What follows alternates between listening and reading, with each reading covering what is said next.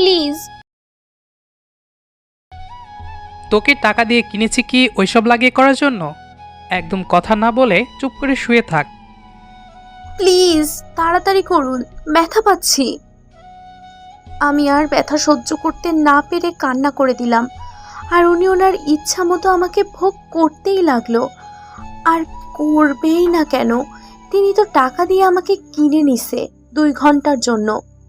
আরও কিছুক্ষণ তিনি আমাকে ভোগ করার পর আমার শরীরের ওপর ওনার শরীর এলিয়ে দিলেন।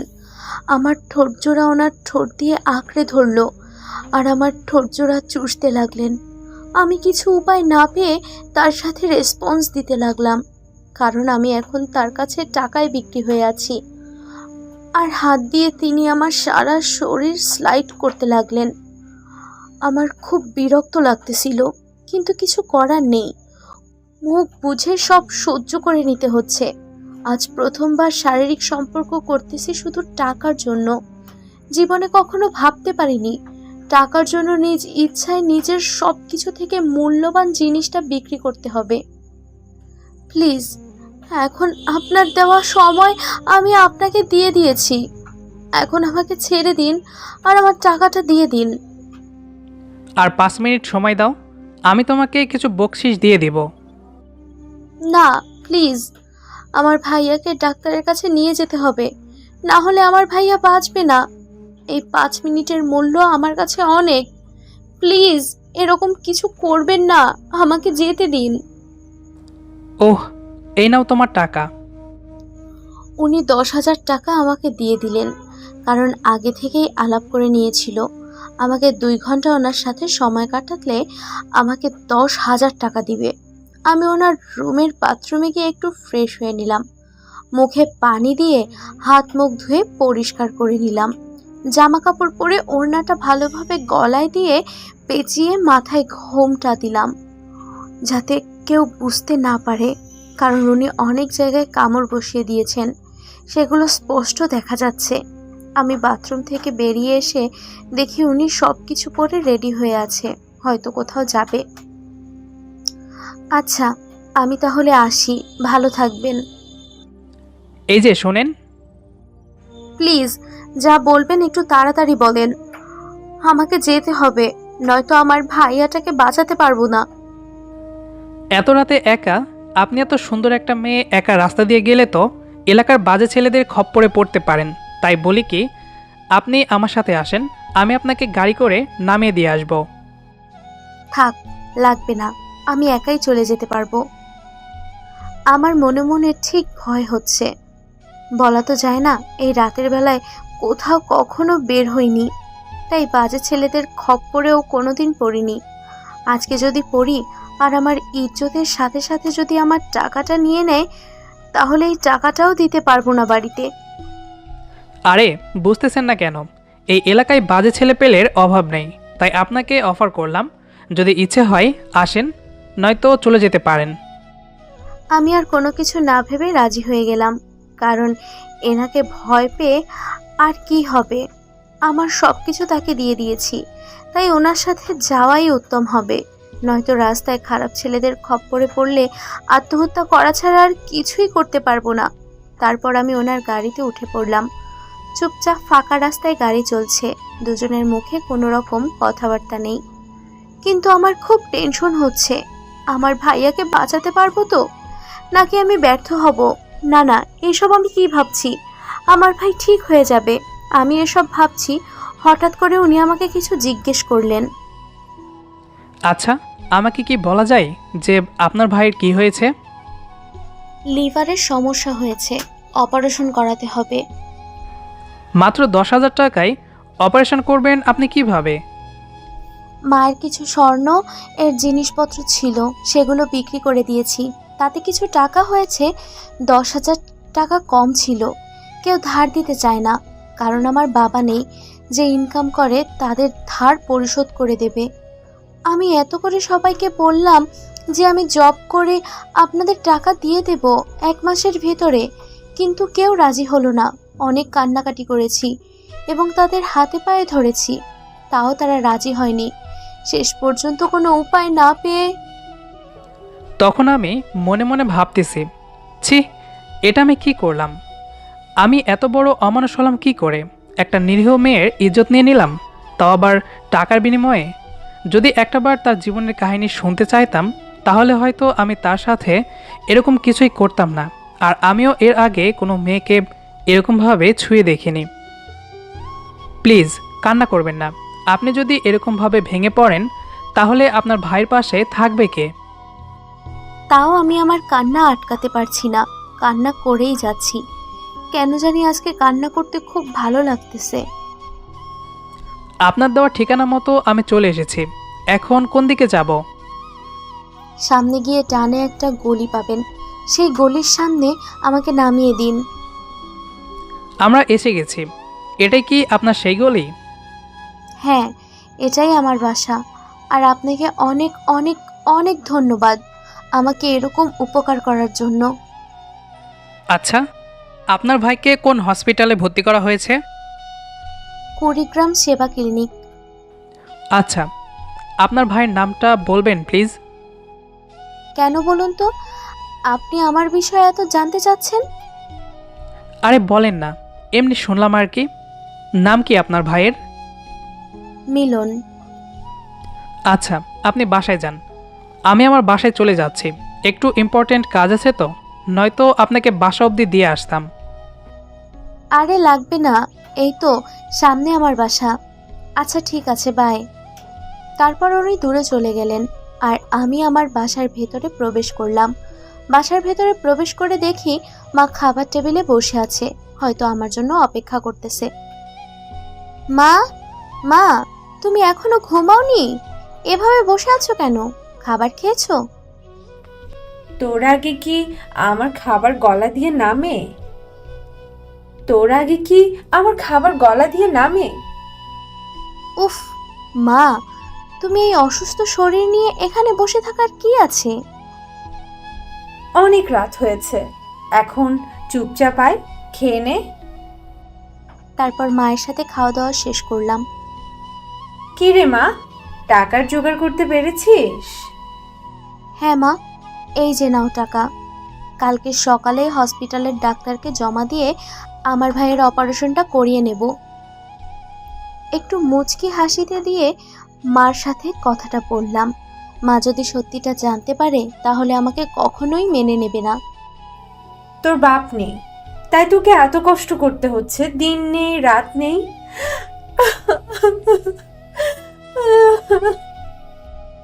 মা প্লিজ কান্না করো না এভাবে। তুমি তো জানো তোমার চোখের পানি আমার সহ্য হয় না। আচ্ছা এখন খেয়ে ঘুমিয়ে পড়, অনেক রাত হয়েছে, আজকে অনেক খাটাখাটনি করেছি। আজকে তোর বুঝি অনেক ধকল গেছে, এখন তাড়াতাড়ি গিয়ে ঘুমিয়ে পড়, রেস্ট নে, কালকে সকালে আবার হসপিটালে যেতে হবে। মা, তুমি আবার বেশি রাত না জেগে তাড়াতাড়ি গিয়ে ঘুমিয়ে পড়ো, কালকে সকালে একটু কাজ করতে হবে। তারপর আমি মায়ের রুম থেকে এসে আমার রুমে আসলাম। এসে গলা থেকে ওড়না সরিয়ে আয়নার সামনে দাঁড়িয়ে দেখি অনেক জায়গায় দাগ হয়ে আছে। তার সেই স্পর্শগুলো মনে পড়লেই ডুবরে কান্না করতে ইচ্ছে করে। দৌড়ে বাথরুমে চলে গেলাম, গিয়ে শাওয়ারটা ছেড়ে দিয়ে নিতে বসে পড়লাম। আর যেসব জায়গায় দাগগুলো আছে সেখানে সেখানে তিনি আমাকে স্পর্শ করেছে, সেই জায়গাগুলো ঘষতে লাগলাম আর কান্না করতে লাগলাম। এতদিন থেকে আমি এত কষ্ট করে নিজেকে ঠিক রেখেছি, কোনো প্রেম করিনি। সেই মেয়ে আজকে। আমি সব সময় একটা জিনিস চিন্তা করেছি, প্রেম করব না, বিয়ের পর স্বামীকে আমার সবটা দিয়ে ভালোবাসবো। কিন্তু আজকে আমার সেই স্বপ্নের মাটি চাপা দিতে হলো। তারপর রুমে এসে ঘুমিয়ে পড়লাম। 30 মিনিট পর, এরকম করো কেন? টাকা দিব তো, তার বিনিময়ে তুমি তোমার সুন্দর দেহটা দাও। প্লিজ না, এরকম করবেন না। আমি যতই পিছে যাচ্ছি লোকটা ততই এগিয়ে আসতে লাগলো। তোমার না টাকা লাগবে? আমি দিব তো, তার জন্য তুমি তোমার দেহটা দাও। আমি কান্না করতেছি আর পালানোর চেষ্টা করতেছি, কিন্তু পারছি না। লোকটা হঠাৎ করে আমার ওড়না ধরে টান দিলেন। আমি খুব জোরে চিৎকার দিলাম আর তখনই আমার ঘুম ভেঙে গেল। ও, তার মানে আমি স্বপ্ন দেখতেছিলাম এতক্ষণ। কি রে মা, কি হয়েছে? কিছু না আম্মু, চিৎকার করলে যে? একটা বাজে স্বপ্ন ছিল আম্মু। ঘুমিয়ে পড়ো। আমার গা কেমন শিউরে উঠতে লাগলো। আমার খুব ভয় হচ্ছে, যদি লোকটা সবাইকে বলে দেয় যে আমি দেহ বিক্রি করি তখন। না, আমি এসব কি ভাবছি, সব বাজে চিন্তা। আমি আর কিছুই ভাবতে পারছি না, মাথা ব্যথা করতেছে, তাই ঘুমানোর চেষ্টা করতে লাগলাম। কখন যে ঘুমিয়ে গেছি মনে নেই। সকালবেলা, আম্মু সকাল হয়ে গেছে, ওঠো। ও, টের পাইলাম না আজকে। তোমাকে কালকে রাতেই বলেছি বেশি রাত জাগবে না, তুমি হয়তো রাত জাগছো নিশ্চয়ই, তার জন্য তোমার সকাল সকাল ঘুম ভাঙছে না। পাগলি মেয়ে কোথাকার, যখন মা হবি না তখন সন্তানের কিছু হলে বুঝতে পারবি যে মায়ের মন কি বলে। ওহ আম্মু, সকাল সকাল মেজাজটা খারাপ করে দেবে না, বুঝেছো? আমি কত কষ্ট করে টাকা আনলাম যে ভাইকে তাড়াতাড়ি বাসায় নিয়ে আসবো, আর এখন তোমার বকবক শুনতে হচ্ছে আমাকে। তাড়াতাড়ি ওঠো তো। আম্মু আর কিছু বলল না, চুপচাপ উঠে ওয়াশরুমে চলে গেল ফ্রেশ হওয়ার জন্য। জানে যে এখন কিছু বললে আমি রেগে যাব।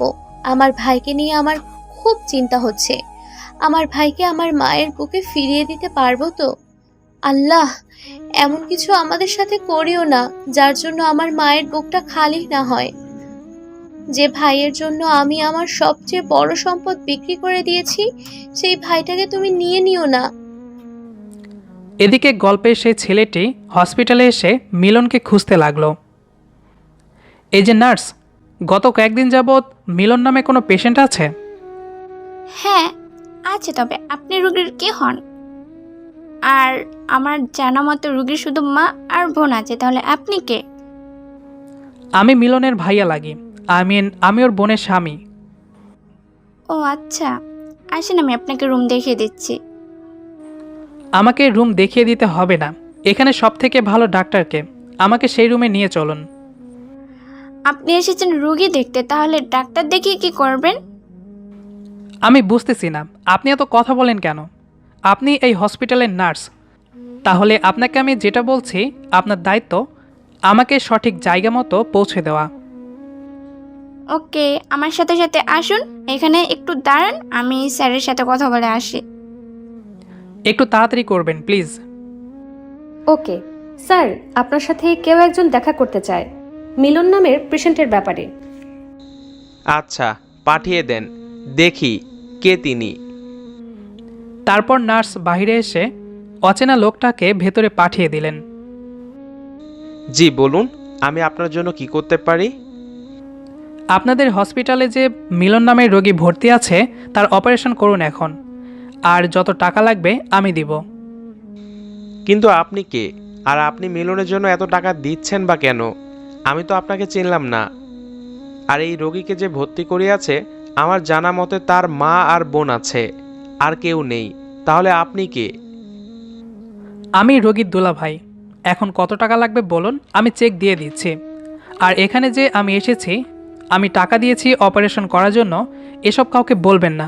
শুধু বলবে একজন অচেনা মানুষ এসে দিয়ে গেছে, কারণ আমাদের মাঝে এখন একটু ঝামেলা চলছে, তাই এসব গোপন রাখাই ভালো। আমি চাই না ছেলেটার কিছু হোক, আর ছেলেটার কিছু হয়ে গেলে আপনার হসপিটালে আর কখনো রোগী আসবে না, এটা মাথায় রাখবেন। আপনি কি আমাকে ভয় দেখাচ্ছেন নাকি হুমকি দিচ্ছেন, কোনটা? আমি আপনাকে কোনোটাই দিচ্ছি না, প্লিজ কাজটা করুন তাড়াতাড়ি, নয়তো ছেলেটাকে না বাঁচালে তার পরিবারের কি অবস্থা হবে একটু ভেবে দেখেছেন? তার মায়ের কোল খালি হয়ে যাবে। জি, আমি সব ব্যবস্থা করতেছি। আপনি অ্যাকাউন্টে টাকা জমা দিয়ে আসতে পারেন। আর হ্যাঁ, এখানে একটু বলে দেন। ওকে, আমি আপনাদের সাথে ফোনে কন্ট্যাক্ট করব, কিন্তু এই কথাটা ওনাদের কাউকে বলবেন না। ওকে। আম্মু একটু জলদি করো, লেট হয়ে যাচ্ছে তো। এই তো আমি রেডি, চল। যখনই হাঁটতে যাব তখনই ব্যথা অনুভব করলাম, কারণটা বুঝলাম না। আমি তো কাল পর্যন্ত ঠিক ছিলাম এবং আজ সকালে উঠেছিলাম, তাহলে এমন ব্যথা হচ্ছে কেন? কথাগুলো মেয়েটি বলল। কি রে মা, এভাবে হাঁটছিস কেন? পায়ে ব্যথা পাইছো? না, আমি ঠিক আছি, তুমি চলো তো। আজকে তোর বাবা নেই বলে তোর উপর দিয়ে বড় ঝড় বয়ে যাচ্ছে, তাই না? খুব কষ্ট হচ্ছে তোর, তাই না রে মা? ওহ মা, তুমি সবসময় বেশি বোঝো। আমি কিছু বললেই তুই রেগে যাস কেন বুঝি না। আমাকে তো বলবি তোর কি হয়েছে, তাই না? আমার কিছু হয় নাই, তুমি আমাকে নিয়ে চিন্তা করো না। আর লেট হয়ে যাচ্ছে এমনিতেই। তারপর আম্মু সহ আমি একটা রিক্সা ভাড়া করে হসপিটালে চলে আসলাম। আম্মু তুমি যাও, আমি রিক্সা ভাড়া মিটিয়ে আছি। ওকে, তাড়াতাড়ি আসবি। তারপর রিক্সাওয়ালাকে 50 টাকা দিলাম, তাকে ধন্যবাদ জানালাম সঠিক সময় পৌঁছে দেওয়ার জন্য। রিক্সাওয়ালা কিছু না বলে সুন্দর একটা হাসি দিয়ে চলে গেলেন। আমি হাসপাতালে ঢুকে দেখি আম্মু নার্সের সাথে তর্ক করতেছে, কিন্তু বিষয়টা কি বুঝলাম না। বিষয়টা ঠিক মতো বুঝতে আমিও ওখানে চলে আসলাম। কি হয়েছে আম্মু, এরকম তর্ক করতেছো কেন ওনার সাথে? দেখ না রে মা, নার্স কি বলতে চাইছে। আচ্ছা কি হয়েছে আমাকে একটু বলবেন প্লিজ? আপনার ভাইয়ের এখন অপারেশন চলতেছে। কি অপারেশন চলতেছে মানে? আমি বেশ অবাক হলাম যে ডক্টর টাকা ছাড়া আমার ভাইকে হসপিটালে নিতে যাচ্ছিল না, সেই ডক্টর আবার ভাইকে ফ্রি অপারেশন করবে। এটা কিভাবে হতে পারে? আমি অবাকের উপর অবাক হচ্ছিলাম, কারণ আমার তো এখনো বিয়েই হয়নি। আমার স্বামী আসবে কোথা থেকে? আর তার থেকে বড় কথা হলো, লোকটা কে হতে পারে? আপনার কি মাথা গেছে নাকি? আমাকে দেখে মনে হয় আমি বিবাহিত মহিলা। আমি অনেকবার লোকটাকে জিজ্ঞেস করেছিলাম পেশেন্টের কি হন। লোকটা বেশ গভীরভাবে আমাকে ধমক দিয়ে বলে, তোমাকে যেটা করতে বলছি সেটাই করো। বাহ বাহ, আপনাকে ধমক দিল আর আপনি সোজা সাপটা মেনে নিলেন? আমাদের একটু জানানোর প্রয়োজন বোধ করলেন না? দেখুন, আমি এত কথার উত্তর দিতে পারবো না। লোকটা ডক্টর অমল স্যারের সাথে কথা বলেছেন, আর 3 দিন এখন আপনার ভাইয়ের অপারেশন করতেছে। ওনার সাথে এভাবে বকাঝকা না করে চলো না অপারেশন থিয়েটারের সামনে গিয়ে বসি। ডক্টর সাহেব বের হলে তার সাথে কথা বলে দেখি আসলে বিষয়টা কি। আমার ভাইয়ের যদি কিছু হয় না, আমি আপনাদের বিরুদ্ধে মামলা করব। চুপ থাক, এইসব কথা বলতে নেই। আল্লাহকে ভয় কর, আল্লাহকে ডাক, আল্লাহ যা চাইবে তাই হবে। তারপর আম্মু আমাকে টেনে অপারেশন থিয়েটারের সামনে চেয়ারে নিয়ে গিয়ে বসালো। এত টেনশন করিস না তো, যেটা ভাগ্যে আছে সেটাই হবে। আমি ঠিক বুঝতে পারতেছি আম্মু যতই আমাকে টেনশন মুক্ত থাকতে বলছে, কিন্তু আম্মু নিজেই অনেক টেনশনে আছে। আসলে মায়েরা কখনো সন্তানের অমঙ্গল চায় না। আমাকে ঠিক থাকতে বলছে, অথচ নিজের ভেতরে কতটা ক্ষতবিক্ষত হচ্ছে সেটা হয়তো আমি অনুভব পর্যন্ত করতে পারছি না। আমাকে সত্যি করে একটা কথা বলবা? পাগলি মেয়ে, দেখো কি বলে। আচ্ছা বল। তুমি আমাদেরকে খুব ভালোবাসো তাই না? পাগলি মেয়ে, কি যাতা বলতেছিস? কথাটা বলে আম্মু কান্না করে দিল। আমি স্পষ্ট বুঝতে পারতেছি আম্মুর মনের ব্যথা কতটা। কিছুক্ষণের মধ্যে ডাক্তার সাহেব বেরিয়ে এলেন। তাহলে আপনারা এসেছেন। আমার ছেলের এখন কি অবস্থা ডাক্তার সাহেব? এখন আপনারা অনেক চিন্তামুক্ত রাখতে পারেন। 24 ঘন্টার মধ্যে জ্ঞান ফিরে আসবে। আল্লাহর কাছে কোটি কোটি বার শুক্রিয়া, আলহামদুলিল্লাহ। এই শুনছিস রে মা, আমার ছেলে ভালো হয়ে যাবে। আম্মু খুশিতে কান্না করে ফেলল। ডাক্তার সাহেব, আমি কি এখন আমার ছেলেটাকে একটু দেখতে পারি? এখন দেখতে পাবেন না, একটু পর আপনার ছেলেকে কেবিনে শিফট করা হবে, সেখানে গিয়ে দেখতে পারবেন। ও আচ্ছা। আপনারা এখানে একটু অপেক্ষা করুন, একটু পর নার্স আপনাদের ডেকে নিয়ে যাবে। ডাক্তার আঙ্কেল, আপনার সাথে আমার কিছু কথা ছিল জরুরি। হ্যাঁ বলো মা, কি বলতে চাও? আপনি তো প্রথমে টাকা ছাড়া আমার ভাইকে আপনাদের হসপিটালে নিতেই চাচ্ছিলেন না, আর এখন আপনি আমাদের কাছে টাকা না নিয়েই অপারেশনটা করলেন। আমি না কিছুটা বুঝতেছি না, ব্যাপারটা কি, আমাকে একটু খুলে বলবেন? আসলে মা, আমার এখানে কিছু করার নেই। ঊর্ধ্বতন কর্মকর্তাদের আদেশ আমাদের মানতে হয়। আমরা এখানে চাকরি করি, আমাদের নিজস্ব প্রতিষ্ঠান না। আর তুমি বললা না টাকা ছাড়া অপারেশন করলাম কিভাবে? আমাদের কাছে টাকা জমা হওয়ার পর তোমার ভাইয়ের অপারেশনটা হয়েছে। টাকাটা দিল কে? আর হঠাৎ করে এত টাকা আমার ভাইয়ের জন্য দিবেটা কে? দেখো মা, এটা আমি বলতে পারবো না। আমি বেশ অবাক হলাম, কিন্তু কেন আঙ্কেল? শুধু এটা জেনে রাখো, তোমার আপন কেউ টাকাটা দিছে, আর তার নাম, ঠিকানা বা পরিচয় তোমাকে এখন দিতে পারবো না, যদি তিনি অনুমতি না দেন তো। উনি অনুমতি দিবে মানে? আসলে আমি তাকে কথা দিয়েছি, আর আমি কথা দিলে কথা রাখার চেষ্টা করি। আমি এখন আসছি, একটু পর নার্স এসে আপনাদের কেবিনে নিয়ে যাবে। ডক্টর আঙ্কেল আরেকটু কানাইয়া দাঁড়ালেন না, চলে গেলেন তার নিজের কেবিনে। যে আমার এত বড় উপকার করেছে, আমি দোয়া করি তার জন্য সবসময় মঙ্গল হয়।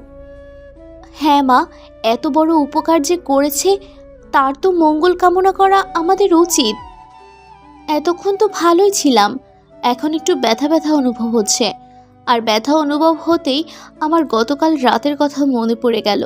আম্মুকে তো এই কথা বলাও যাবে না, বললে আম্মু আমার মুখটা দেখতে চাইবে না। কি করব ভেবে পাচ্ছি না। আম্মু, তুমি এখানে একটু বসো, আমি একটু আসি। এখন তুই কোথায় যাবি? আম্মু, আমি একটু বাথরুমে যাব। ওকে। আম্মুকে মিথ্যা কথা বলে আমি একটু গাইনি ডক্টরের সাথে দেখা করতে গেলাম।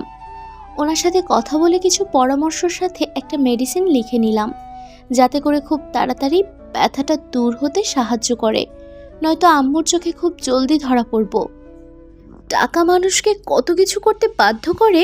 গতকাল আমি এই সময় একজন ভার্জিন ছিলাম, আর আজকে এই সময় আমি একজন নষ্ট মেয়ে। আসলে নিয়তির পরিহাস কোন দিকে যায় বোঝা বড় মুশকিল। হয়তো এই খবরটা যদি কেউ জানতে পারে, তাহলে এই সব সমাজে আমি আর মুখ দেখাতে পারবো না। আমি এসব ভাবতেছি আর আনমনে আসতেছি, হঠাৎ করে কে জানি আমার হাত ধরে টান দিলেন। আরে আপনি এখানে কিভাবে? তার আগে বলেন, এখন আপনি কেমন আছেন?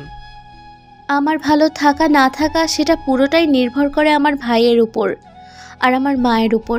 তারা দুজন ভালো থাকলে আমি ভালো থাকি। এত খেয়াল রাখেন আপনার পরিবারের ওপর? যদি তাদের খেয়াল না রাখি, তাহলে আমি পৃথিবীতে বেঁচে থাকবো কি নিয়ে?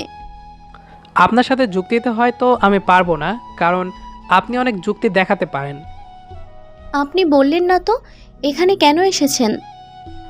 এসেছিলাম, একটু কাজ ছিল। ওহ, আচ্ছা, আপনি কি আবারও টাকার জন্য দেহ বিক্রি করবেন? কেন, কিনবেন বুঝি? সেরকম কিছু না। আপনি মনে হয় নিত্য নতুন দেহর স্বাদ ভোগ করতে খুব পছন্দ করেন। আমি কি একবারও ওই কথা বলেছি যে আমি মেয়েদের দেহকে খুব পছন্দ করি? না, তা বলেননি, কিন্তু আপনি যেহেতু আবার জিজ্ঞেস করতেছেন, তাই ভাবলাম আপনি হয়তো নিত্য নতুন দেহকে খুব পছন্দ করেন। আচ্ছা, আপনি এইরকম উদাসী কথাবার্তা বলেন কেন? কই, আমার কথা তো উদাসীন মনে হচ্ছে না। তাহলে আপনার কাছে মনে হওয়া কারণটা কি? উফ, আপনার ফোন নাম্বারটা দিন তো। সরি, আমি অপরিচিত কাউকে আমার ফোন নম্বর দিই না। দেখুন, ভালোই ভালোই বলছি, ফোন নাম্বারটা দিয়ে দিন। আজব তো, আপনি এসব কি বলতেছেন? আমি তো আপনাকে চিনি না, আপনাকে আমার ফোন নাম্বার দেব কেন? আমি কিছু শুনতে চাই না, আমি শুধু আপনার ফোন নাম্বারটা চাইছি, আর আপনি সোজা সাপটা দিয়ে দেন, নয়তো। না হয় আমি আপনার কাছে ভুল করে আমার দেহটা বিক্রি করে দিয়েছি, তাই বলে কি আমি আপনার কাছে আমার সব কিছু বিক্রি করে দিয়েছি? আমার চিন্তাভাবনা, আমার ইচ্ছা অনিচ্ছা সব কিছু? যদি বলি তাই? এরকম আজব কথাবার্তা বলা বাদ দিন, আর আপনি এখান থেকে আসতে পারেন। ভালোভাবে কথাটা বললাম, তাই গায়ে লাগছে না। এখন কি আমি খারাপ ব্যবহার করবো আপনার সাথে? আশ্চর্য, আপনি এরকম করতেছেন কেন? তাও আবার এইরকম একটা হসপিটালে। আমি আপনার ফোন নাম্বার চাইছি, আপনি ফোন নাম্বারটা দিলে আমি এখান থেকে চলে যাব। না, আমি আপনাকে আমার ফোন নম্বর দিতে পারবো না। ভেবে বলছেন তো? হ্যাঁ। আমি ওখান থেকে চলে আসতে নিলেই লোকটা আমার হাত টেনে ধরে। কি হলো, এরকম অভদ্রতার মতো কাজ করতেছেন কেন? উনি কিছুই না শুনে শুধু আমাকে ওনার কাছে টেনে নিচ্ছে। উফ, আপনি কিন্তু এটা মোটেও ঠিক করছেন না, এটা হসপিটাল। আমার কথাগুলো মনে হয় ওনার মাথার উপর দিয়ে চলে যাচ্ছে, তার কান অবধি মনে হয় পৌঁছাচ্ছে না। ওনার বুকের সাথে আমাকে একদম মিশিয়ে নিলেন। আমি কিন্তু এবার চিৎকার করতে বাধ্য হব।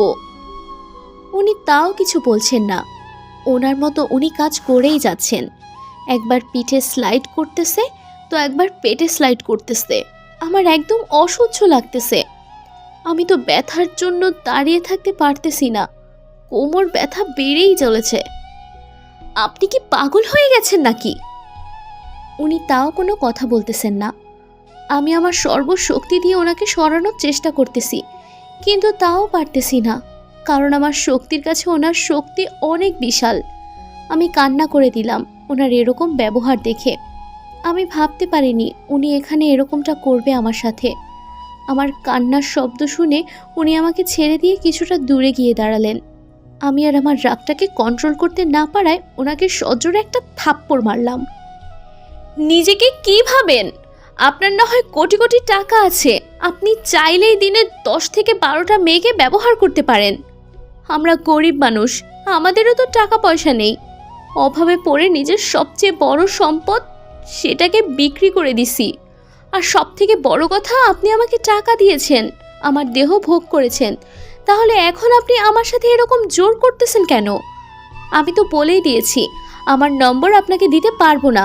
আর আপনি যেটা আমার সাথে করলেন, ছি, এটা আমি কখনো ভাবতে পারিনি। আরে আমি কাকে কি বলছি? যে টাকা দিয়ে নিত্য নতুন মেয়েকে ভোগ করে তার ভিতর মানুষত্ব থাকতে পারে না, এটা আমার জানা উচিত। কান্না করতে করতে কথাগুলো বলে ফেললাম। আসলে মানুষ যে নিজেকে কিভাবে টাকার কাছে সব কিছুই মূল্যহীন। শুনুন, আমি আর কিছু শুনতে চাই না, আপনি এখন আমার চোখের সামনে থেকে যাবেন। কথাটা বলে আমি ওখান থেকে চলে আসলাম। উনি পিছন থেকে অনেকবার ডেকেছেন, বাট আমি এরকম বেয়াদব মানুষের সাথে কথা বলতে চাই না। আমি আম্মুর কাছে গিয়ে বসলাম। কিরে মা, এতক্ষণ কোথায় ছিলি? আর তোর চোখে পানি কেন? আসলে আম্মু, আমার একজন পরিচিত বন্ধুর সাথে দেখা হয়েছিল তো, তার সাথে কথা বললাম, আর চোখে মনে হয় কিছু পড়েছে, তাই পানি চলে এসেছে। তুই কি আমার থেকে কিছু লুকোতে চাচ্ছিস? আরে আম্মু, তুমি কি বলো? তোমার থেকে আমি কি লুকাবো? দেখ মা, তোর মনের ভিতরে কি চলছে আমি জানি না, তবে শুধু একটা কথাই মনে রাখবি, যা করবে ভেবে চিন্তে করবে। আম্মু, তুমি শুধু শুধু চিন্তা করতেছো। আমাকে নিয়ে তোমাকে কোনো চিন্তা করতে হবে না, চলো ভাইয়াকে দেখে আসি। যদি কোনো সমস্যা হয় মায়ের কাছে লুকাবি না। আরে আম্মু, তোমার কাছে লুকাবো এমন কোনো কথা আছে নাকি? আমার পেটে পেটে যা থাকে সব তো তুমি জানো। আপনার ভাইয়াকে কেবিনে শিফট করা হয়েছে, এখন দেখতে পারেন তাকে, কিন্তু তার সাথে এখন কথা বলতে পারবেন না। 72 ঘন্টা পর তার সাথে কথা বলতে হবে আপনাদের। থ্যাংক ইউ নার্স, আর সরি। সরি বলতে হবে না, আমাদের বোঝা উচিত ছিল এটা। এখন যান, দেখে আসুন, আপনাদের অপেক্ষার প্রহর শেষ। তারপর আম্মু আর আমি কেবিনে গেলাম। গিয়ে দেখি আমার ভাইটা শুয়ে আছে। কি সুন্দর লাগতেছে তাকে। এদিকে, হ্যালো শামিম, একটা মেয়েকে তুলে আনতে হবে। তোর আবার মাথায় কি ঢুকলো? মেয়েকে তুলে আনবি মানে? তোকে যেটা বলছি সেটাই কর, আর সবাইকে বলে দে আজকে আমি বিয়ে করতে যাচ্ছি রাতে। মানে তোর মাথা ঠিক আছে নাকি গেছে মাল খেয়ে? আমি একদম ঠিক আছি, তোকে যেটা বললাম সেটা কর তাড়াতাড়ি। ভালো করে ভেবে দেখ, এসব কাজ করা ঠিক হবে না, পুলিশ কেস পর্যন্ত হতে পারে। তুই আমার রাগ সম্পর্কে ভালোভাবে জানিস, আমার মাথাটা এখন গরম আছে, আর আমি যেটা করতে চাই সেটা করি, তুই তো সেটাও ভালো করে জানিস। তাহলে এরকম ন্যাকামি না করে আমি যেটা বলছি সেটা কর, নয়তো তোকে আজকে আমি। ওকে, তোর যা ইচ্ছা তাই হবে, কিন্তু এর মাঝে আমাকে টানবি না। তার মানে তুই আমাকে এই কাজটা করতে সাহায্য করবি না, তাই তো? আমি কি বলছি যে আমি সাহায্য করব না? দেখ, এরকম পেঁচাই কথা বলবি না, সরাসরি বল এখন কি আমাকে সাহায্য করবি কি না। ওকে, সাহায্য করব। এখন মেয়ের ছবি পাঠা, ঠিকানাটা দে। মেয়েটার ছবি তো আমার কাছে নাই, আর ঠিকানাটা আছে। এরকম বোকার মতো কথা বলবি না তো। তুই ঠিকানা দিবি আর আমি যাকে তাকে তুলে আনবো সেটা তোর মনের মানুষ হবে না। আবার তাকে রেখে আসবো, আবার আরেকটাকে তুলে আনবো সেটা হবে না। আবার তুলে আনবো সেটা হবে না। আবার তুলে আনবো। আমি কি এক এক করে ওই এলাকার সব মেয়েকে তুলে আনবো নাকি? তুই গাধার মতো কথা বলা বন্ধ কর। আমি যাব তোর সাথে, বুঝছিস? আর আমি যাকে দেখিয়ে দেব তাকে তুলে আনতে হবে, অন্য কাউকে না। আর তুলে আনার পর যদি মেয়েটা বিয়ে করতে রাজি না হয় তখন? বিয়ে করতে রাজি হবে না মানে 100 বার রাজি হবে। জোরপূর্বক বিয়ে করব আমি। তাতে কি মেয়েটা তোকে মন থেকে ভালোবাসবে? ওই মেয়ের মনে তোর জন্য শুধু ঘৃণা থাকবে, আর কিছু থাকবে না, বুঝেছিস? এখনো ভেবে দেখ ব্যাপারটা। ওই, তুই আমাকে জ্ঞান দিবি না, যেটা করতে বলতেছি সেটাই কর। আর আমি বাসায় যাচ্ছি, সন্ধ্যায় তোর সাথে দেখা হচ্ছে। অন্তত আঙ্কেল আন্টিকে বলিস যে তুই বিয়ে করতে যাচ্ছিস। আপাতত কাউকে জানাবো না, শুধু তুই, আমি আর মেয়েটা, আর অন্য কেউ জানবে না। মানে তুই কি লুকিয়ে বিয়েটা করতে চাচ্ছিস? কিছুটা সেরকমই। আচ্ছা, তোর যেটা মন চায় সেটাই কর। আমি তোকে বোঝাতে পারবো না। তোকে বোঝাতে গেলে আমি পাগল হয়ে যাব। আচ্ছা বাই, সন্ধ্যায় দেখা হচ্ছে। ওকে। তারপর আমি ফোন কেটে দিয়ে বাড়ি গেলাম। এদিকে আম্মু, তুমি বাসায় যাও, আমি ভাইয়ের সাথে রাতে থাকবো। আরে পাগলি মেয়ে, কি বলিস? আমি থাকবো, তুই বাসায় গিয়ে থাক। আরে আম্মু না, তোমার এখানে থাকতে কষ্ট হবে। আর আমি এটা কখনোই চাই না যে আমি থাকতে আমার মা কষ্ট করবে। আরে পাগলি মেয়ে, চুপচাপ থাক, বাসায় যা, আমি থাকতে পারবো। আম্মু, তুমি বোঝার চেষ্টা করো, তোমার শরীরের অবস্থা খারাপ। তুমি বাসায় যাও, আমি এখানে থাকতে পারবো। আমি তোকে আদেশ করতেছি, তুই এখন বাসায় যাবি, আর আমি এখানে থাকবো। উফ আম্মু। আর কোনো কথা হচ্ছে না। ওকে, তাহলে আমি বাসায় যাচ্ছি। টেবিলে সব কিছু রাখা আছে, সময় মতো ভাইয়াকে ওষুধ খাইয়ে দিও। আর তুমিও ঠিক মতো ঘুমিয়ে পড়ো, রাত জেগো না আবার। আচ্ছা, তোর কথাই হবে। এখন তুই বাসায় যা, সন্ধ্যা হয়ে যাচ্ছে। এখন ছেলেকে পাইছো তো মেয়েকে তাড়িয়ে দিচ্ছ, তাই না? এখন কোনো বকা দেওয়ার ইচ্ছে নেই আমার, তাই চুপচাপ আছি। যদি বকা শুনতে না চাস তাহলে বাসায় গিয়ে রেস্ট নে, কাল সকাল সকাল চলে আসিস। ওকে আমার লক্ষ্মী আম্মু। আম্মুর গালে একটা পাপ্পি দিয়ে বেরিয়ে পড়লাম। পাগলি মেয়ে আমার, আজকে যদি তোর বাপ বেঁচে থাকতো তোকে একটুও কষ্ট করতে হতো না রে মা। হসপিটাল থেকে বেরিয়ে দেখি রাস্তায় কোনো রিক্সা দেখা যাচ্ছে না। সন্ধ্যার সময় তো, তাই সচরাচর এখানে সন্ধ্যার সময় এসে রিক্সা পাওয়া যায়, কিন্তু আজকে কেন জানি রিক্সা দেখতে পাচ্ছি না। উফ, কেমনটা লাগে, একটা রিক্সাও নেই, এখন হেঁটে যেতে হবে। ভাবতেই কান্না পাচ্ছে, এমনিতেই ব্যথা, তার উপর যদি এতটা পথ হেঁটে যাই, না জানি সকালে ঘুম থেকে উঠতে পারবো কিনা। এই ওই দিক দেখতে লাগলাম কোনো রিক্সা দেখা যায় কিনা, কিন্তু না, হয়তো আমার ভাগ্যটাই খারাপ। দূর, আর কিছু না ভেবে হাঁটা শুরু করলাম। দেখি সামনে গিয়ে রিক্সা পাই কিনা। রাস্তার এক সাইড দেখতে যাচ্ছি, তার রাস্তা দিয়ে কত রঙের গাড়ি চলাচল করতেছে। সন্ধ্যার সময় তো, তাই পরিবেশটা একটু মজাদার লাগছে। আমার কাছে ইচ্ছে করতেছে আমি এই প্রকৃতির সাথে মিশে যাই, তাহলে থাকবে না কোনো কষ্ট, থাকবে না কোনো দুঃখ। আসলে মানুষ এমন একটা প্রাণী যাকে সব কিছুর সাথে মানিয়ে চলতে হয়। শত কষ্টের মাঝেও নিজের জীবনকে বাঁচিয়ে রাখতে প্রতিনিয়ত আমরা কত কিছুই না করতেছি, শুধু ভালোভাবে বেঁচে থাকার জন্য আর শান্তিতে দুবেলা দুমুঠো ভাত খাওয়ার জন্য। আমরা মানবজাতি কতই আজব, তাই না?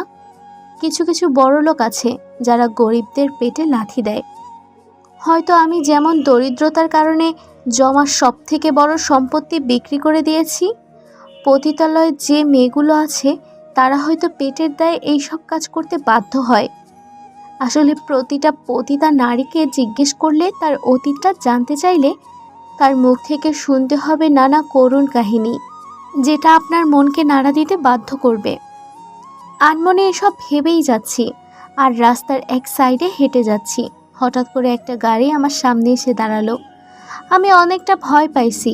হঠাৎ করে এরকম গাড়ির সামনে এসে দাঁড়াইছে তো, তাই বুকে একটু থুথু দিলাম। গাড়ি থেকে দুজন মুখোশ পরলোক নেমে পড়ল। আমি পরিবেশটা বুঝতে পারলাম, তাই দৌড় দিতে যাব, তখন ওই লোক দুটো আমাকে ধরে ফেললেন। প্লিজ আমাকে ছেড়ে দিন, আমি তো আপনাদের কোনো ক্ষতি করিনি। আর জোরে জোরে চিৎকার করতে লাগলাম, বাঁচাও বাঁচাও বাঁচাও, কে কোথায় আছে, আমাকে একটু সাহায্য করো। কিন্তু কেউ আমার চিৎকারে সাড়া দিল না। লোক দুটো আমাকে গাড়িতে তুলে নিলেন।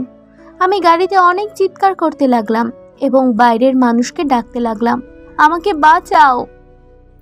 এখন কি করব? এরকম করে চিৎকার করতে লাগলে তো পুলিশের হাতে ধরা খেয়ে যাবো আমরা। ওই কাপড়টা দে, আর ওর মুখে কাপড়টা ভালোভাবে বেঁধে দে, যাতে যেন আওয়াজ বের না হয়। দ্বিতীয় লোকটা কণ্ঠটা আমার কেমন জানি চেনা চেনা লাগতেছে। আমার দুপুরকার ঘটনাটা মনে পড়ে গেল। তাহলে কি? না, এটা হতে পারে না, কখনোই না। একটা লোক এতটা খারাপ হতে পারে না। চিন্তায় আমার মাথা ফেটে যাচ্ছে। আমার সাথে এখন কি হতে যাচ্ছে? হয়তো আজকের পর আমি এই পৃথিবীতে নাও থাকতে পারি। আসলে গরিব মানুষদের বেঁচে থাকা আর না থাকা দুটোই সমান। তারপর আমাকে কালো কাপড় দিয়ে মুখ বেঁধে দিল।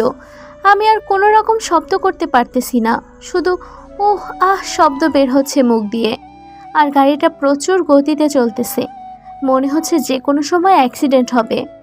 আমার হাত এমনভাবে বেঁধেছে, খুব ব্যথা হচ্ছে।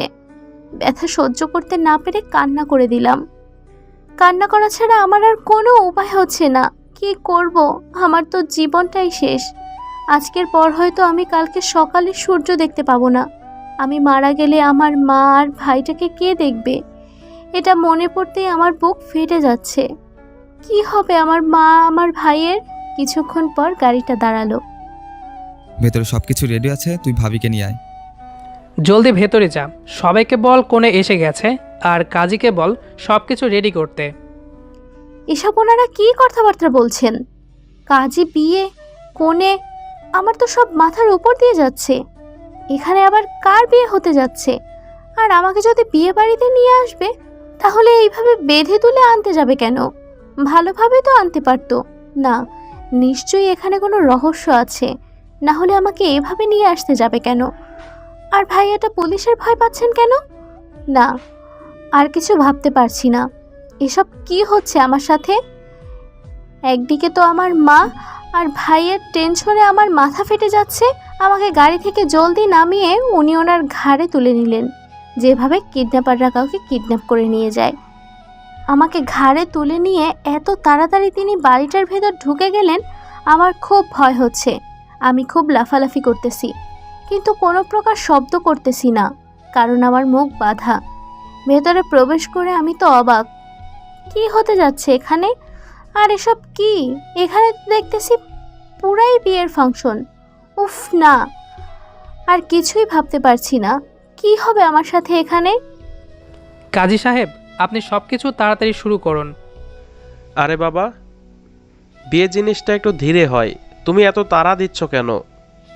এই শামীমের বাচ্চা, তুই কাকে নিয়ে এসেছিস? ওনার এইরকম লাগবে, তবে আমি তো ভয় চুপসে গেলাম, কারণ লোকটাকে যখন আমি প্রথম দেখেছিলাম তখন থেকেই ভেবে নিয়েছি এই লোকটা বদমেজাজি। আর তার ব্যবহারগুলো তো আমার জানা আছে, কীরকম ব্যবহার। কাজী সাহেব, আমরা কিন্তু আপনাকে কন্ট্যাক্ট করে এনেছি। আপনি যত তাড়াতাড়ি পারবেন বিয়ের কাজ সম্পূর্ণ করে ওখান থেকে চলে আসবেন। তাই বলে একটা মেয়েকে এইভাবে তুলে এনে আপনারা বিয়ে করতে পারেন না। ওই কুত্তার বাচ্চা, তুই কি আমার হাতে এখানে মরতে চাস, নাকি বেঁচে তোর ছেলে মেয়ের মুখ দেখতে চাস? যদি বেঁচে বাসায় ফিরতে চাস তো তাড়াতাড়ি বিয়ের কাজ শুরু কর, নয়তো তোকে এখানে পুঁতে ফেলবো। আরে বাবারে, এটা দেখি আস্ত একটা ডেভিল। এই লোকটা মনে হয় খুন খারাপিতে তো সেরা। উফ, আমি কেন যে ওই কাজটা করতে গেলাম ওই রাতে? না হলে আমাকে কখনোই এরকম কিছু সম্মুখীন হতে হতো না। কাজী সাহেব চুপচাপ বিয়ে পড়াতে লাগলেন।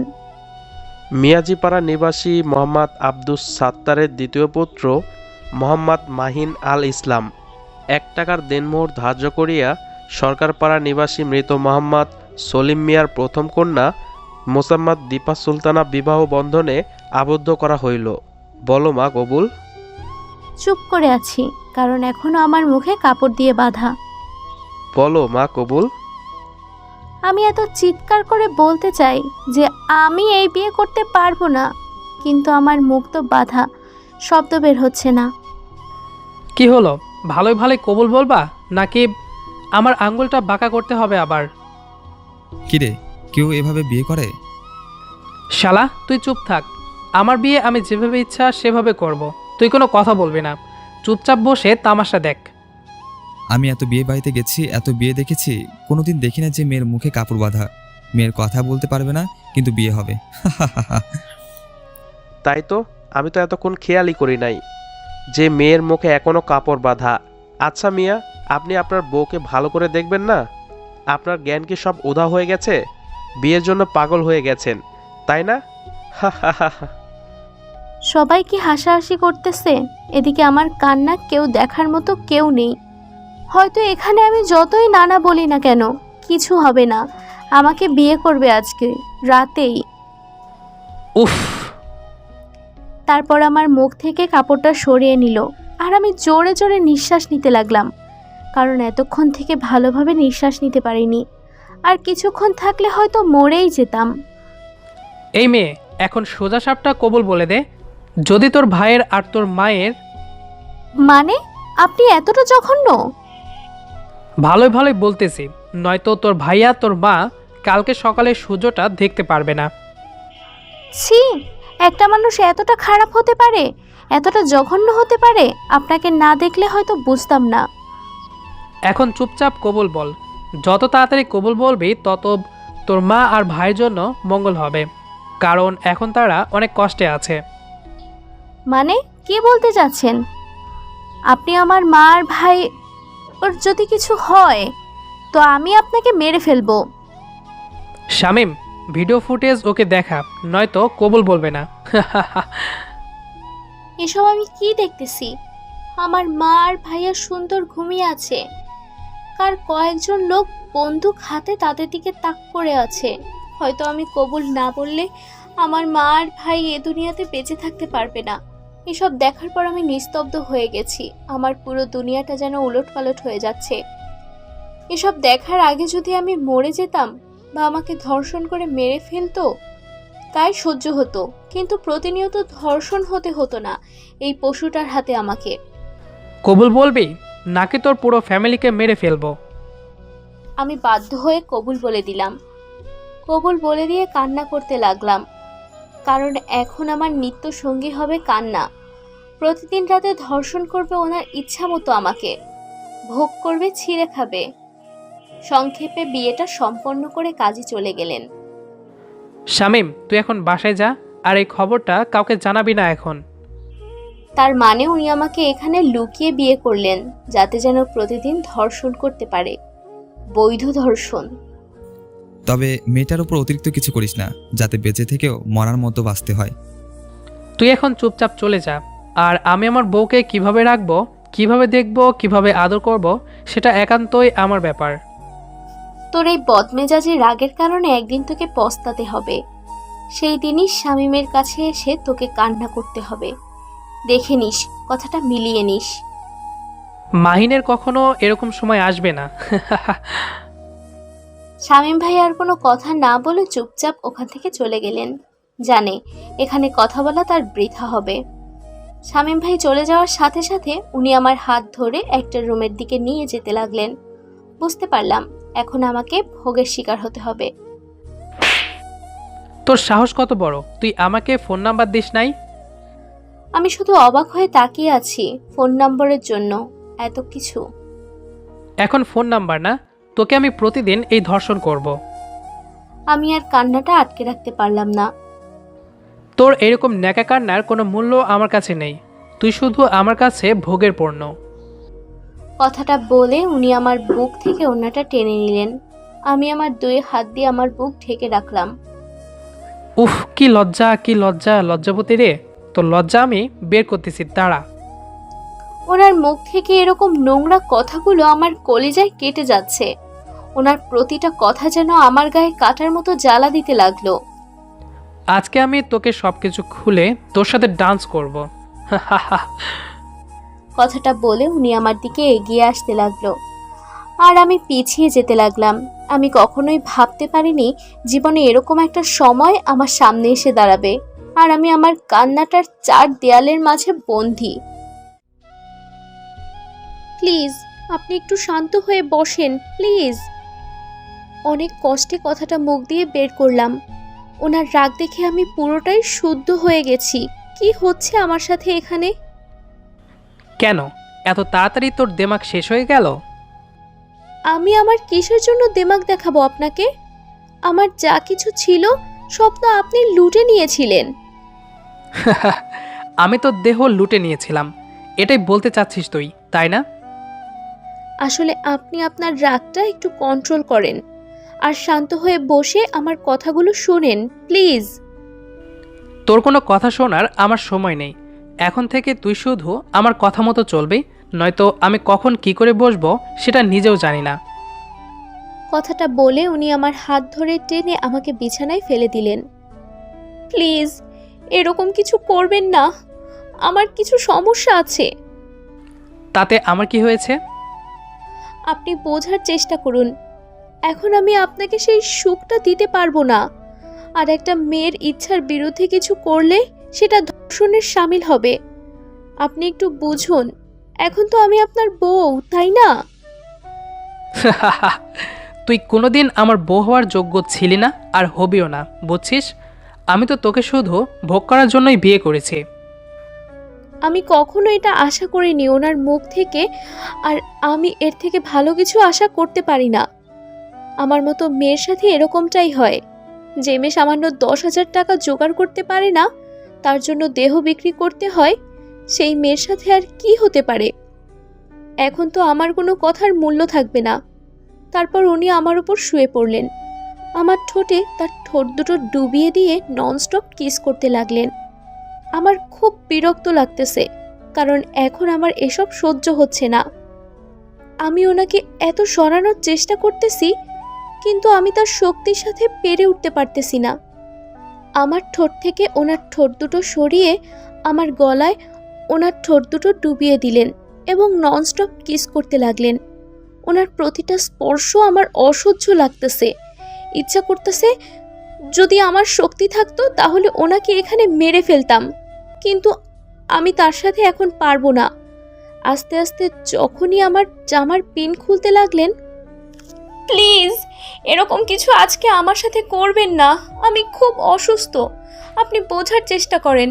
জোরে জোরে কান্না করতেছি আর কথাগুলো ওনাকে বলতেছি, কিন্তু আমার কথাগুলো ওনার কান অবধি পৌঁছাচ্ছে না। ওনার দুই হাত দিয়ে আমার সারা শরীর স্লাইড করতে লাগলেন এবং এটা আমার খুব বিরক্ত লাগছে। আমি জোরে জোরে কান্না করতে লাগলাম। আমি ওনাকে ভালোবাসি না করেই যাচ্ছি, কিন্তু উনি আমার কোনো বাধাই মানতেছে না। ওনার মতো উনি আমাকে ব্যবহার করতে লাগলেন। উনি আমাকে ওনার ইচ্ছা মতো ভোগ করতে লাগলেন, আর আমি ব্যথায় বারবার চিৎকার করে কান্না করতেছি, কিন্তু আমার কান্নার কোনো মূল্য নেই ওনার কাছে। উনি ওনার মতো কাজ করেই যাচ্ছে তার। আমার ব্যথাতে কলিজাটা মনে হয় ফেটে যাচ্ছে। আমার মনে হচ্ছে এই আমি মারা যাব। এত ব্যথা পাচ্ছি যে আমি একসময় অজ্ঞান হয়ে গেলাম।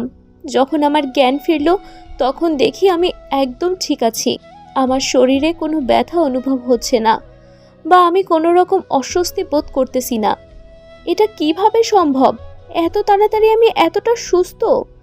ঘড়ির দিকে তাকিয়ে দেখলাম রাত 3টা বাজে। আমাকে যখন এই রুমে নিয়ে আসা হয়েছিল তখন রাত 9টা বেজেছিল, আর এখন রাত 3টা বাজে। তার মানে আমি অনেকক্ষণ থেকে ঘুমিয়ে আছি। আমি রুমের চারদিকে তাকিয়ে দেখলাম কোথাও ওনাকে দেখা যাচ্ছে না। ব্যাপার কি? আমাকে একা ফেলে উনি কি চলে গেলেন নাকি? আর আমাকে এখানে এমনভাবে এনেছে, আমি রাস্তাঘাট কিছু চিনি না। এখন আমি কোথায় যাব? আমি শরীরের দিকে তাকিয়ে দেখি আমার শরীরে শুধু একটা চাদর মোড়ানো, আর কিছুই নেই। এটা দেখেই আমার মনে পড়ে গেল সেই নির্যাতন, আর আমার চোখ বেয়ে পড়তে লাগলো পানি। আমি দৌড়ে বাথরুমে চলে গেলাম। শাওয়ারটা ছেড়ে দিয়ে 2 হাত দিয়ে সারা শরীর ঘষতে লাগলাম, যাতে করে ওই অমানুষ তার স্পর্শ আমার শরীরে না থাকে। যতই ঘষতেছি ততই কষ্টগুলো আমার মনে পড়তেছে, আর ততই আমি কান্না করতেছি। কান্না করতে করতে ফ্লোরে বসে পড়লাম, আর আমার চোখের পানির সাথে শাওয়ারের পানির সাথে এক হয়ে গড়িয়ে যাচ্ছে। এইদিকে আরে মেয়েটা আবার কই গেল? এখানে রেখে গেলাম। ওই তো এই এলাকার রাস্তাঘাট কিছুই চেনে না, কোথায় যাবে? উফ, আমি এখন টেনশনে বাঁচি না। কেন যে একা রেখে বাইরে গেলাম? দৌড়ে বের হয়ে সবখানে খুঁজতে লাগলাম, কিন্তু কোথাও পাচ্ছি না। এরপর আবার বাসায় ফিরে আসলাম। বাসায় সব রুম চেক করলাম, কিন্তু কোথাও নেই। উফ, বাথরুমে তো যাইতে পারে, বাথরুমে চেক করলাম, না। আমার মাথাটাও না এখন মনে হয় পাগল হয়ে যাবে কয়েকদিন পর। আমি যে কেন এসব করতেছি নিজেও জানি না। দৌড়ে রুমে চলে গেলাম। রুমে গিয়ে দেখি এখনও রুমের ভেতরে আসেনি, আর বাথরুম থেকে শাওয়ারের আওয়াজ পাওয়া যাচ্ছে। তারপর আমি দরজা ধাক্কাতে লাগলাম। এই মেয়ে, দরজা খুল বলতেছি। হঠাৎ করে দেখিয়েছে দরজায় কেউ ধাক্কাধাক্কি করতেছে। তার মানে উনি হয়তো রুমে চলে এসেছেন। এবার কি হবে? আমি তো কোনো কাপড় নিয়ে আসি নাই। এখানে এখন আমি বেরোবো কিভাবে? প্লিজ আপনি একটু শান্ত হন, আমি বাথরুমে আছি, বেরোবো একটু পর।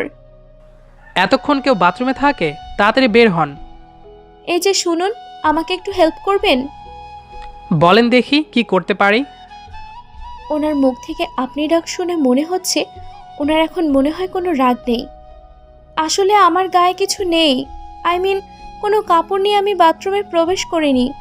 যদি আমার কাপড়টা দিতেন। আপনার কাপড় ধুয়ে শুকাতে দেওয়া হয়েছে, এখন এখানে কোনো মেয়ে মানুষের কাপড় নেই। এখন কি হবে? ওকে থাক, তাহলে আমি সকাল পর্যন্ত বাথরুমেই কাটিয়ে দেই। এখানে বসে থাকি আমি, আপনি ঘুমিয়ে থাকেন। সারা রাত ওইখানে থেকে ঠান্ডা লেগে যাবে, আর যখন আপনার জ্বর হবে, অসুখ হবে, আপনার ফ্যামিলির জন্য সেবা করবে কে? আপনাকে দেখবে কে? আপনার ভাইকে দেখবে কে? আমার পরিবারকে নিয়ে আপনার এত টেনশন করতে হবে না, বুঝছেন? তার মানে আপনি এখন বাথরুমের ভেতরে আছেন, তাই সাহস দেখাচ্ছেন, তাই না? উফ, আর বেশি কিছু বলা যাবে না। বলা তো যায় না, সাইকো একটা দরজা ভেঙে ফেলতে পারে আবার। এই নিন আমার শার্ট, একটা প্যান্ট, পরে নিন। মানে আপনার প্যান্ট কি আমার হবে? তার থেকে বড় কথা, আপনার শার্ট, আপনার প্যান্ট আমি পরবো কেন? ওকে, কিছুই করতে হবে না, এমনিতেই বেরিয়ে আসেন। আমি তো আর অন্য কেউ না, আপনার স্বামী তো, তাই না? তাড়াতাড়ি চলে আসেন। উফ, কি বেহায়া মানুষ, মুখে কিছুই আটকায় না। মন তো চাচ্ছে এখনই গিয়ে খুন করে ফেলি, কিন্তু এখন কিছুই করা যাবে না। কিছু করতে গেলে হয়তো আমার ফ্যামিলিকে হারাতে হবে। কি করতেছেন? আমার অফার গ্রহণ করবেন নাকি না? আচ্ছা দেন দেখি। কোনো উপায় না পেয়ে রাজি হয়ে গেলাম, কারণ সারা রাত তো আর বাথরুমে থাকা সম্ভব না। তারপর দরজা আলতো ফাঁক করে ওনার শার্ট প্যান্ট নিয়ে গেলাম। নিয়ে তো নিলাম, গায়ে পরে দেখি সব ঢিলা হলো। এখন কি হবে? হাঁটবো কিভাবে আমি? হাত দিয়ে প্যান্ট ধরে রাখলাম, ধরে আস্তে আস্তে হেঁটে বাইরে আসলাম। আমি বাইরে আসার সাথে সাথেই উনি যেটা করলেন সেটা আমি কখনো কল্পনা করতে পারিনি, যে উনি এরকম কাজ করবেন আমার সাথে। আমি বাথরুম থেকে বের হতেই উনি আমাকে কোলে তুলে নিলেন। আজব তো, আমি হাঁটতে পারি না নাকি? নাকি আমি ছোট বাচ্চা যে আপনি কোলে তুলে নিলেন? উফ, বেশি রকম বকবক করলে ফেলে দেব কিন্তু কোল থেকে। না না, এই মানুষের বিশ্বাস নেই, তাই আমি ওনার গলা শক্ত করে জড়িয়ে ধরলাম, যাতে করে চাইলেও আর ফেলে দিতে না পারে। ভয় পাচ্ছেন তাই তো? আসলে ওনার মতলবটা কি আমি বুঝতে পারতেছি না। একটু আগে আমার সাথে যেটা অত্যাচার করলো, আর আমিও তার সাথে এত নর্মাল ব্যবহার করতেছি, আর আমি চাইলেও রুড ব্যবহার করতে পারতেছি না। তার সাথে ব্যাপারটা কি? থাক, এসব নিয়ে ভাবার সময় পাইবেন, এখন একটু বিছানায় শুয়ে থাকেন। আমার কিছু জানার ছিল, আশা করি উত্তরগুলো আপনি দিবেন। কোনো রকম কথা না বলে সুন্দরভাবে শুয়ে রেস্ট নিন, আর যদি একটা কথা বলেন তো আবারও শুরু করে দেব। এই না না, আমি সুন্দরভাবে ঘুমিয়ে পড়তেছি, তাও আবার ওসব করিয়েন না। এই তো লক্ষ্মী মেয়ে, তাহলে তাড়াতাড়ি ঘুমিয়ে পড়েন। আপনি কি চুরি করতে যাবেন নাকি? মানে? কই, আমি তো কিছুই বলিনি। আপনি হয়তো কানে একটু বেশি শুনেন, তাই হয়তো সমস্যা হচ্ছে আপনার। বেশি রকম ন্যাকামি করার চেষ্টা করবেন না, তাহলে এতে বিপরীত হয়ে যাবে। আর আমার রাগ উঠলে আমি কন্ট্রোল করতে পারি না, এটা আমি আপনাকে অনেক আগেই বলে দিয়েছি। আচ্ছা, আপনার এত রাগ কেন? আপনাকে ছোটবেলায় আপনার আম্মু মনে হয় তেতো জিনিস বেশি খাওয়াইছিল। এই মেয়ে, আমাকে ভয় লাগতেছে না? এত বকবক করতেছেন কেন বুঝতেছি না। রাত অনেক হয়েছে, আপনি রেস্ট নেন। এমনিতেই নিজের শরীরের কোনো খোঁজ পায় না, অল্প একটু জ্ঞান হারিয়ে ফেলে, তার আবার বকবক আছে। আমি আপনাকে আগেই বলেছিলাম, আমি ওর জন্য মোটেও প্রস্তুত ছিলাম না, যে আপনার এটা সহ্য করার মতো ক্ষমতা আমার ছিল না। তখন আমি আপনাকে বলে দিয়েছিলাম, আর আপনি সেটা না শুনেই কাজ শুরু করে দিয়েছিলেন। তখন আমি কি করব? এখন আমি কি করব? আপনি যেটা খুশি সেটা করেন, কিন্তু আমার কথা আপনি রিপিট করবেন না। আপনি যেটা খুশি সেটাই করেন, কিন্তু আমার কথা আপনি রিপিট করবেন না। আমি কিন্তু সত্যি সত্যি আবার রেগে যাব। রেগে গেলে আমি কি করে বসি আমি সেটা নিজেও জানি না। আমি কিন্তু সত্যি সত্যি এবার রেগে যাব। আমি রেগে গেলে কি করে বসি সেটা নিজেও জানি না। উফ, আপনার সাথে কথা বলে আমার ভুল হয়েছে। উফ, আপনার সাথে কথা বলাই আমার ভুল হয়েছে। কি মহা ঝামেলায় পড়লাম রে বাবা। এরকম একটা ঘাড়তেরা মানুষের সাথে আমার জীবন পার করতে হবে। না জানি আরো কত কি আছে আমার ভাগ্যে। আচ্ছা, অনেক হয়েছে, এখন ঘুমিয়ে পড়েন। সকালে আবার আপনাকে হসপিটালে দিয়ে আসতে হবে আমাকে। জি না, আপনাকে আমার সাথে যেতে হবে না। আপনি চুপচাপ এখানে থাকবেন, আর আমাকে গাড়ি ভাড়াটা শুধু দিবেন। আমি চলে যেতে পারবো একা। এখন আর আপনি একা না যে যেটা খুশি সেটাই করে বেড়াবেন। এখন একটা কথা মাথায় রাখুন, আপনার স্বামী আছে, আর তার থেকে আপনাকে পারমিশন নিতে হবে যে কোনো কাজ করতে গেলে। আমার স্বামীর প্রয়োজন নেই এখন। যে স্বামী শুধু তার ভোগ করার জন্য বউকে বিয়ে করে, ওই রকম স্বামী আমার লাগবে না। এইবার কিন্তু বেশি বেশি হয়ে যাচ্ছে। আমি রেগে গেলে কি করব সেটা তো ভালো করেই জানেন আপনি। কি আর করবেন বলেন? সর্বোচ্চ আমাকে নির্যাতন করবেন, টর্চার করবেন, একটু আঘাত করবেন। আপনার যা খুশি তাই করবেন, তাই তো? এর থেকে তার বেশি কিছু আর করতে পারবেন না। সর্বোচ্চ মেরে ফেলতে পারবেন। এত বেশি বুঝলে মাথা খারাপ হয়ে যাবে, বুঝছেন? হ্যাঁ, আপনি এটাই তো করতে পারেন, তাছাড়াও তো আর অন্য কিছু করতে পারেন না। কান্না করে দিলাম। এত রাতে কান্না করা অফ করেন আর ঘুমিয়ে পড়েন। এমনিতে শরীর অসুস্থ আপনার অনেক। আমার শরীর অসুস্থ থাকে, সুস্থ থাকে, সেটা আমি দেখব, আপনাকে দেখতে হবে না। শুধু আপনাকে আমি বিছানায় সময় দিতে পারলেই আপনার হবে, তাই তো? আচ্ছা, আমি যথেষ্ট চেষ্টা করব আপনাকে বিছানায় সময় দেওয়ার। প্লিজ, হাত জোর করে বলতেছি, আর একটা কথা না। তাহলে আমি কি করে বসবো সেটা নিজেও জানি না। আর আমার রাগের ওপর আমি একটু কন্ট্রোল করতে পারি না। আর আমি রেগে গেলে যে কি করে বসি জানি না। প্লিজ, হাত জোর করে বলতেছি, আপনি শুয়ে পড়েন আর ঘুমিয়ে পড়েন। কান্নাটা বন্ধ করেন। আমি আর কিছুই বললাম না, বালিশে মুখ গুজে দিয়ে কান্না করতে লাগলাম। কারণ এই লোকটাকে বিশ্বাস করতে নেই। আমি তাকে কখনোই মেনে নিতে পারবো না মন থেকে। যার ব্যবহার এরকম, তার সাথে কখনো ভালোবাসা নামক বন্ধনে আবদ্ধ হওয়া যায় না। কান্না করতে করতে কখন যে ঘুমিয়ে গেছি সেটা আমি নিজেও জানি না। যখন আমার ঘুম ভেঙে গেল তখন দেখি চারিদিকে পাখির ডাকাডাকি এর আওয়াজ শোনা যাচ্ছে। আর সকালকার সোনালি রোদ্দুর জানালা ভেদ করে আমার মুখে এসে পড়তেছে। সকালের আবহাওয়াটা বেশ চমৎকার, খুব ভালো লাগতেছে এখন। বিছানা থেকে উঠে গা মড়ামড়ি দিলাম।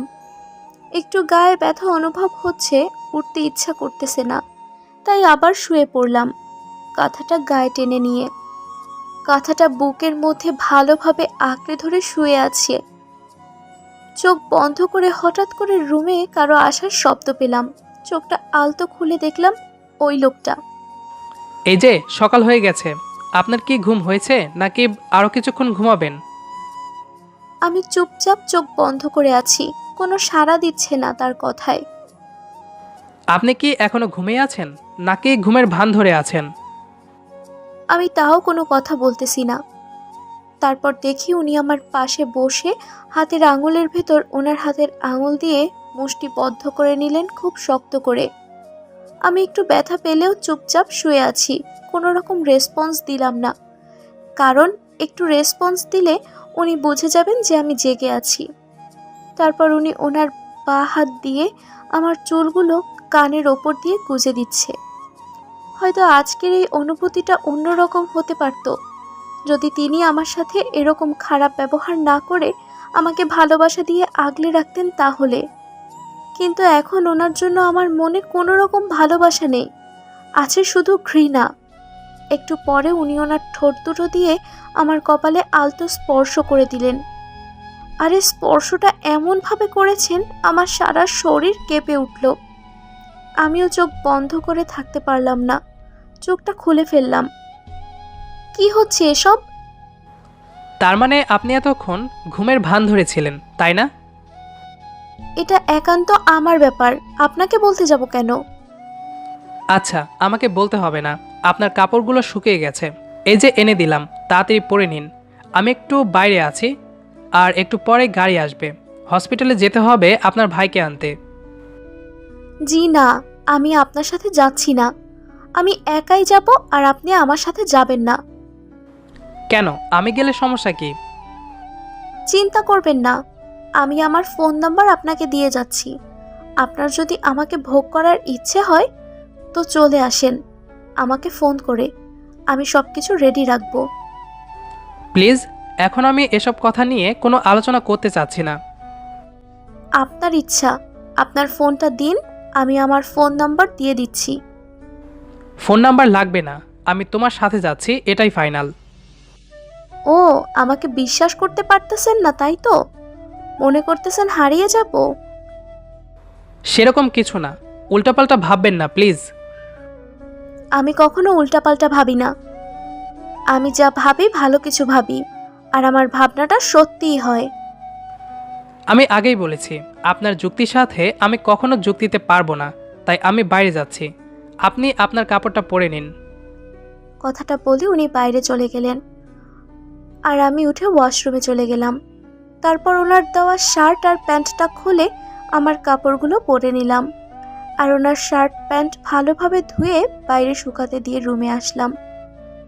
রুমে আসার পর আমি পুরাই অবাক, কারণ এইটুকু সময় এরা কিভাবে হতে পারে? আমি ওনার স্বপ্ন দেখতেছি, এটা কখনো সম্ভব হতে পারে না। এসব কি হচ্ছে এখানে? আপনার কি মাথা ঠিক আছে নাকি পুরাই পাগল হয়ে যাইতেছেন আপনি দিন দিন? বুঝতেছি না এসব কি করতেছেন আপনি। আচ্ছা, আমাকে কি আপনি এতটাই ঘৃণা করেন যে আমি আপনার সাথে হসপিটালে গেলে আপনার সমস্যা হবে? দেখুন, আপনি যতই যাই করুন না কেন, আপনার তো বিশ্বাস হচ্ছে না, আমি মেনে নিয়েছি। চলেন আমার সাথে, চলেন, আমি কিছুই বলবো না। আপনি হয়তো আমাকে বিশ্বাস করতে পারেন না, আপনি হয়তো ভাবছেন যে আমি যদি এখান থেকে যাইতে পারি হয়তো আপনার হাত ছাড়া হয়ে যাব বা পালিয়ে যাব, আর আপনার রাতের সুখ দিতে পারবো না, তাই তো?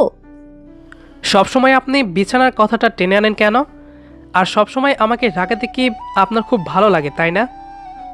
আমি আর কোনো কথা বাড়াতে চাই না, কারণ অনেকটা লেট হয়ে যাচ্ছে। আমাকে খুব তাড়াতাড়ি হসপিটাল পৌঁছাতে হবে। চলেন, বাইরে গাড়ি আছে, শুধু আপনার জন্য অপেক্ষা করতেছি। আমি আর কিছু বললাম না, চুপচাপ গাড়িতে গিয়ে বসলাম। তারপর উনি গাড়ি চালাতে লাগলেন, উদ্দেশ্য হসপিটাল। গাড়ি চলতেছে, দুজনের মাঝে নীরবতা, কারো মুখে কোনো কথা নেই। উনি বারবার আর চোখে আমার দিকে